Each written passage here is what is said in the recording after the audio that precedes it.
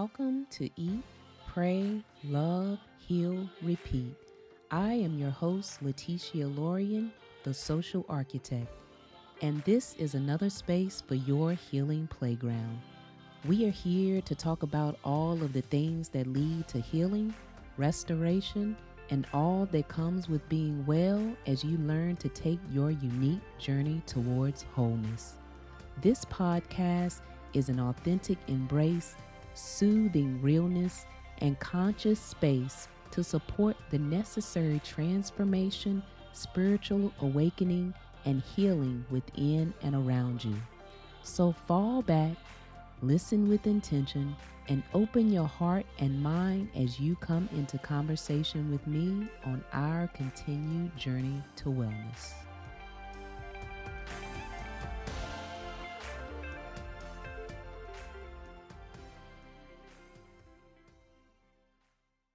Hey y'all, this is Leticia Lorian, the social architect, here to assist you on your journey to wellness as you learn to utilize the integration of mind, body, and spirit. Welcome to Eat, Pray, Love, Heal, Repeat. As I stated before, the main purpose of this podcast is to create a space for healing so that we all can live well, intentionally. Living well on purpose keeps us from harming ourselves. It keeps us alive. We've been working on building our healing playgrounds. In this episode, we are going to be talking about psychological narratives. So this is episode 4. This is going to be part 1 of a 2-part series. When we talk about psychological narratives, we're talking about the stories that we create. And when we think about narratives, we think about stories, right? Storytelling. And when it comes to human beings, we use narratives as well when it comes to how we choose to experience life, right? So we start to create these, what's called psychological narratives. Now, a psychological narrative is a story or explanation that helps people understand their own thoughts, their feelings, their behavior, as well as the thoughts, feelings, and behavior of others. So these narratives can be helpful in making sense of things, the things that are complex or difficult experiences, and it also can help people find meaning and purpose in their lives, right? So why narratives? Like, why do we as human beings use them? So we have a variety of reasons that we use these narratives. One reason is that it's a way for, as I said before, people to make sense of the experiences and the world around them. It helps people understand cause and effect, right? And provide some framework for organizing and interpreting information. Narratives also allow people to communicate, their experiences and ideas to each other. And so through this storytelling form of interaction, then people can share their perspectives and their insights. And they do it in a way that's engaging and memorable. And so these narratives are also a way for people to express their creativity and imagination. So by constructing and telling these stories, people can create these new worlds and these characters and explore these different possibilities and outcomes. And so creating narratives, they're really harmless, right? Until those narratives become biased and incomplete. And so people's memories and perceptions of events, they're subjective and they may not accurately reflect what actually is happening. So people may be selectively remembering or interpreting events in a way that supports their existing beliefs and biases. So relying too heavily on psychological narratives can lead to a lack of awareness or understanding of alternative explanations or perspectives. So it's important to consider multiple viewpoints and to be open to the possibility that there may be multiple factors that are at play in any given situation. This is how, right? This is how you can have, say, 4 siblings grow up in the same family, the same household at the same time, and they have created different experiences. Each sibling has created their own story based on their belief, their biases, their perspectives, and from these different perspectives, these stories are formed. So, the formation of these stories or narratives or thoughts, in the world of psychology, they're called mental schemas. Okay? So, the formation of these stories that we as human beings create, they're called mental schemas. Okay? So, a mental schema, as I said, derives from the field of psychology. A mental schema is a mental structure that represents our understanding and organization of information about the world around us. Okay. So mental schemas are these, we can see them as these mental frameworks or templates that we use to help us process and make sense of information.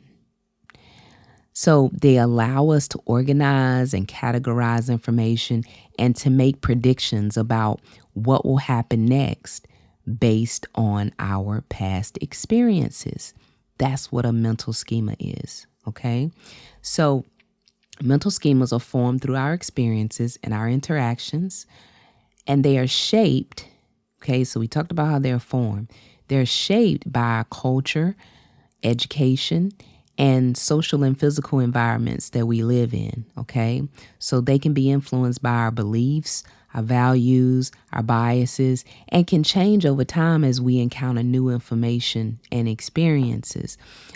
So mental schemas, they help us process and understand new information more efficiently by fitting it into our existing knowledge and understanding of a topic. And they allow us to categorize and organize information and to make inferences and predictions based on, of course, what we already know. However, mental schemas can also, lead to biases and errors in thinking if they are based on incomplete or inaccurate information.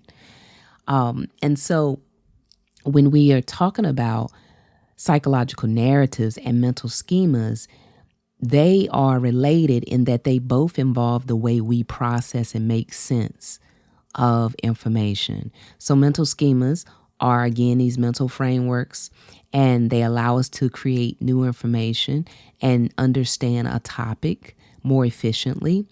And the way I always understood it for myself, because I tend to have to create these visuals in my mind when I'm trying to get concepts. So when I came across the concept of mental schema to better understand it for myself, I thought about the example of a house, right? And you know how when you are building a home, there's a frame. You got to build a frame of the home first before you can start putting the walls up, like the drywall. So I thought about the framework of a house, and then you have to drywall that, right, to actually get the walls. Once you get the frames up, you start putting the sheetrock on and drywall and all of that, and it becomes this holding space, right? So that's kind of what a mental schema is. It's like a holding space. It's a frame, right? And so these psychological narratives, they're the stories that we create to make sense of our experiences, right? So those are the things that we start to put into this frame, right? The words and the thoughts and the things that we start to put into this template, and to help us make sense of things. And so in terms of my example of the house, psychological narratives are like the furniture. So, right? So we have this home that we just built, and now we need a place to sit because we don't want to be sitting on the floor, right? So we start moving furniture in, and that's what narratives are. So that's the difference between the mental schema and the psychological narratives. But they're both influenced again by our experiences and interactions, and they can both be shaped by culture and education and social and physical environments we live in, and our beliefs. So the difference is where we hold it and how we hold it. That is why going back to the four siblings living in the same household, experiencing similar events, but coming away with different narratives, coming away with a different take on how that situation impacted them. One may be good and quote unquote successful. The other may end up having mental health issues, right? So that is what happens to us as human beings in life, and how we absorb information. And so now we got to talk about, I always bring things back to the body usually. So to understand this, we got to talk about what part of the brain controls these thought patterns. Okay. And so when we talk about thoughts are the result of complex processes that involve multiple areas of the brain, right? So there's no specific part of the brain that is responsible for generating thought patterns in themselves specifically. The process of thinking, because it involves interaction of several different areas of the brain, it includes like the prefrontal cortex, temporal lobes, and various different areas of the brain. And we know from the prefrontal cortex, which is located in the front of the brain, it's involved in our decision making, our problem solving, like higher levels of cognition function is here. And then our temporal lobe, which is more located on the sides of our brain, that's more involved of the processing of like auditory information and the formation of like memories, right? And so, and then we have another lobe that's located in the back, and that involves processing like sensory information and spatial awareness, right? Like, we talk about, let's stay in arm's lengths apart, or we talk about just touch, sight, feel. So all of those types of processes are located in the back of our brain. So the brain has a network of like these interconnected parts. And this network is involved in the process of our self-reflection and formation of these mental narratives that are created. And so they play a role in the way that we process and make sense of our experiences. And it's thought to be involved in the thought patterns that we have. So overall, the process of thinking is very complex and multifaceted, and it involves the interaction of multiple areas of the brain. And so this lets us know how thoughts become so heavy, right? This is how thoughts become so heavy and will eventually impact the body. So based on the thoughts you having, you can start making an impact on the body that is either positive or negative. And so when we talk about some of the negative impacts that can happen based on our thought patterns, we think about things like stress. And so let's talk about how the brain creates these mental structures, okay? So when we encounter new information, and y'all, all this is important to understand, because as we are on our healing journey, we have to learn how to better control and manage our thoughts and learn what to do with them when they come. So it may sound like a lot of, I don't know if you see it as a lot of science or any the biology, but it is. But I mean, that's what our bodies are made up of. And so we have to understand that. And in order for us to start being able to manage these things, so and manage ourselves in a healthier way. So when we encounter new information, the brain compares it to our existing information or knowledge about a topic, right? So if the information fits, right? If the furniture fits into the space, then it is incorporated into the thought. So if the information does not fit, if the chair doesn't fit in the space, the brain does not create a new narrative. It does not create a new schema to organize and make sense of new information. So now we're talking about thought formation or schema formation. So schema formation is this continuous process that occurs throughout our lives as long as we're breathing, and we encounter new experiences and new information. It is thought to be an important mechanism for making sense of the world and for helping people process that new information more efficiently. So this is what's going on with schema formation. And this is important to understand because you all, what life looks like from day to day for us. So,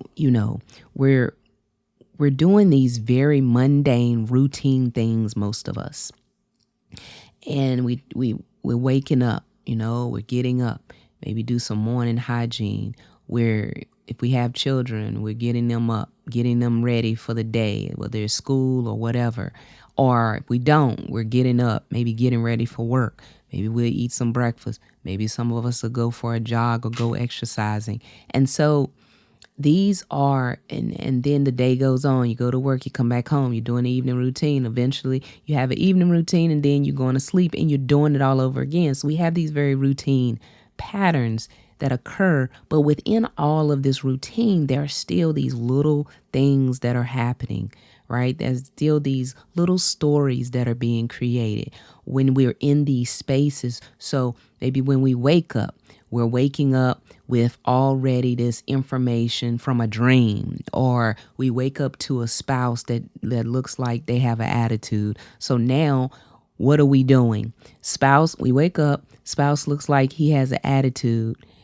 We, by past information, our experience that we had, we'll insert that old information into the current present moment of our spouse looking like they have an attitude. And so what happens is we start to either get an attitude or we'll confront that spouse to say, what's wrong with you? When nothing may be wrong. And they may not actually have anything wrong with them. It might just, that our feeling may just not be accurate, right? And so that's the importance of understanding what is happening at any given moment within our bodies and within our minds when it comes to these thought patterns that are created. Because what we don't want is for us to start living based off of the thoughts. The thoughts shouldn't be leading you in your decision making necessarily. What we do have to do is be able to manage them, but we shouldn't allow them to be dictating how we move throughout the day. In terms of the initial thoughts is what I mean. Of course, we have a brain and we got to think about the next step. But what I'm talking about is when we start inserting these past experiences into the present and how we're allowing it to affect ourselves and our relationships in a negative way and bringing about stress, not only within our own bodies, but within other people and our relationships. So now, what does the ego have to do with feeding into this negative thought pattern of this negative schema? So the ego is a term that's used in psychology to refer to the part of the self that is responsible for our sense of self-identity and self-esteem. So the ego is involved in our thoughts, it's involved in our feelings, it's involved in our behavior, and it can influence the way that we perceive and interpret the world around us.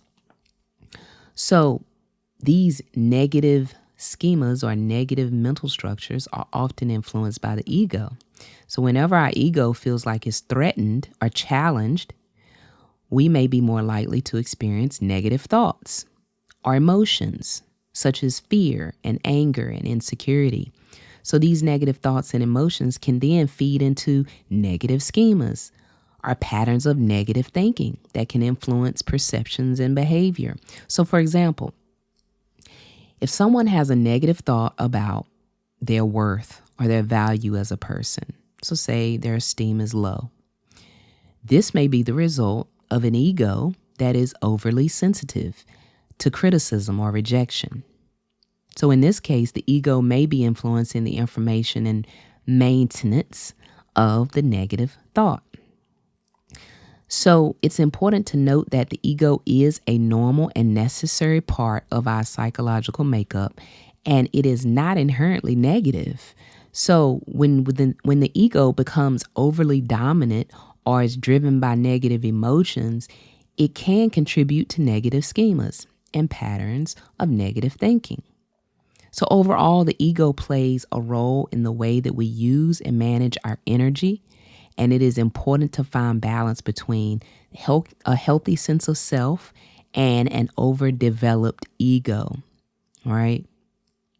And based on what you do with those negative thoughts and how you are allowing it to feed into your ego, which causes a lot of issues depending on how you are feeding into it. So if you have had past experiences where you may have had a negative interaction with a person or a group of people, and that's in the past, and now we're here in the present, and it is time for you to go around people again, right? And for you, you have a lot of anxiety about that, right? Because you know what it was like in the past. So now you've inserted the past into the present, and it's stopping you from building relationship. And relationship is what we need, you all. What are we doing here if we're doing it alone? What are we doing here if you're only doing it with you and just your little circle or your little family? It's like if I decided I was going to live out a life filled with anxiety because of past experiences, and I decided, you know what, I don't want to interact with people. I fear interacting with people. So therefore, I start to not go anywhere. I start to isolate. Now, say I have children, right? What do I naturally do? What happens? They don't get to go anywhere because I'm not going anywhere. So they don't get the social outlet that they need. They're not able to make the friends that they need to. And then they grow up being human beings who may be fearful as well. And so it's this ripple effect. And that's why we have to be so mindful and get out of our fears and our anxieties and explore and experience the world around us. This is what God wants for us. He wants us to be in relationship, not only with Him, but with other people, right? And there's reason and purpose behind that, right? And so let's talk about how mental illnesses are caused. All right, when it comes to this whole idea of narratives, psychological narratives. So mental illnesses are, as we know, they're complex. They're these complex conditions that can be caused by a variety of factors, including genetics and brain chemistry and life experiences. And it's often difficult to identify a single cause for mental illness because these conditions are typically the result of a combination of factors. There's factors like genetics. Mental illnesses often have a genetic component, meaning that they can be passed from one generation to the next. And certain genetic variations may make a person more susceptible to developing a mental illness. But genetics is only one factor, and not everyone with a family history of mental illness will develop a mental illness themselves. I wanted to make sure I say that. But another factor is the brain. So brain chemistry. So abnormalities in brain chemistry can contribute to the development of mental illness. So, for example, imbalances in brain chemicals such as like serotonin and dopamine, those are two that we often hear, they can affect mood and behavior, right? So, this is all brain chemistry. And then another factor is life experiences. So, like stress and traumatic events such as abuse, loss, exposure to violence, it can increase the risk of developing a mental illness. Social isolation does it too. And that's why it's so important to get out, be social. Chronic stress, poverty, social isolation, as I said, can also, all of these contribute to the development of mental illness. So, in talking about these narratives or mental schemas, they're not directly responsible for causing mental illness. However, they can influence the way we think and feel and behave in ways that can contribute to the development of an illness. And if a person has this mental schema or narrative that is overly negative and pessimistic, they may be more likely to interpret events in their life in a negative way. So this can lead to feelings of hopelessness and helplessness and low self-esteem, which are common symptoms of depression. So similarly, a person has a mental schema that is overly rigid or inflexible, then they may be difficult and they may have a hard time or a difficult time adapting to new situations. And this can lead to anxiety and stress and may contribute to the development of anxiety disorders. And so it's important to note that mental illness is a complex again, and mental schemas play a role in the development of mental illness, but they are not the sole cause. But I wanted to add that because we have to be mindful of how serious our thought patterns are. And based on how we think, how much that impacts stress and disorder within our bodies and chemical imbalances that can start to make us sick, that can start to make us ill. And we have to make sure that we are not causing that, particularly for those of us who have children, because children are like sponges. They take in a lot of things that we don't even think they take in as parents. And those things are impacting them. And so as they grow up and you start to be worried about them and their lack of social skills, or you start seeing signs of anxiety or signs of depression or these different disorders, well, a lot of that has to come from what environment they grew up in. What were the things that you were telling them? What were the things that they were seeing from you? Okay, so let's talk about, I think I want to end talking about the importance of a feelings check-in when it comes to this whole idea of psychological narratives. A feelings check-in is a process of taking a moment to pause and reflect on your emotional state. It involves checking in with yourself to identify and acknowledge your feelings. And it can be helpful because it can increase self-awareness and teach you how to better manage your emotions. So let's talk about how do we do this. So to do a feelings check-in, you just sit down. It's simple. You sit down and you take a few minutes, you sit quietly and focus on your breath. And you don't have to start off trying to do a bunch of deep breathing. You just sit there and breathe. Breathe normally. Then bring your attention to your body. And you notice any physical sensations or emotions that are present. Now, you can label these feelings with words, like, for example, happy, sad, anxious, angry, agitated. That's your choice, but they're just sensations within the body. Now, if you want to label them, that's up to you. But let me know that I'm going to let you know that based on your label, that is more than likely how you're going to feel. Because if you sit there in judgment and you put a label like sad on it or angry, you're probably going to end up becoming sad or angry when you're done. So I usually, I tell people free reign. You can do what you want to do, but my suggestion is don't try to label anything. Just feel. Allow yourself to feel, experience, explore. It's your body.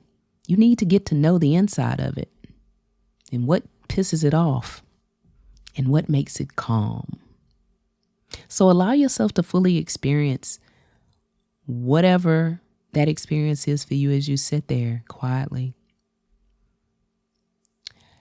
So a feelings check-in can be a helpful way to, again, increase self-awareness and manage your emotions. It can especially be useful when you are feeling overwhelmed and when you are having a difficult time managing your emotions.